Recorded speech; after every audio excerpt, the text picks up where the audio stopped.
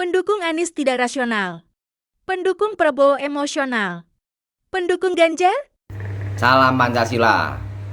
Kenapa ya kalau saya bilang Anies itu nggak layak gitu ya, nggak cocok untuk memimpin negara sebesar Indonesia gitu. Ya karena memang dilihat dari riwayat, dilihat dari kemampuan, ya sepertinya dia tidak mampu gitu. Ya kenapa pendukung Anies pada marah gitu, padahal saya bukan kampanye untuk Prabowo atau Ganjar. Ya kenapa coba? Lalu saya juga pernah mengkritik Prabowo, yang mana Prabowo itu pelanggar HAM berat saat Orde Baru. Ya terus dia masih menguasai jutaan atau ribuan hektar tanah-tanah negara gitu ya. Seperti itulah ya kan, waktu debat sama Jokowi dulu kan, ingat nggak ya, Prabowo menguasai tanah-tanah negara gitu. Nah itu kenapa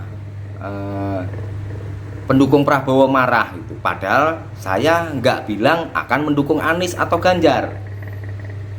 Lebih marah lagi pendukungnya waktu saya bilang Prabowo suka joget gitu, gemoy gitu ya. Mereka marah besar karena saya bilang kalau misalnya nanti ada pertanyaan sulit ya, atau ada debat yang tidak bisa dijawab, nanti kan jogetin aja gitu. Jangan-jangan saya boleh khawatir dong. Jangan-jangan nanti saat pidato kenegaraan, ya saat dia mau naik podium joget dulu gitu. Ya kita khawatir gitu. Ya karena ini nama baik bangsa dan negara gitu.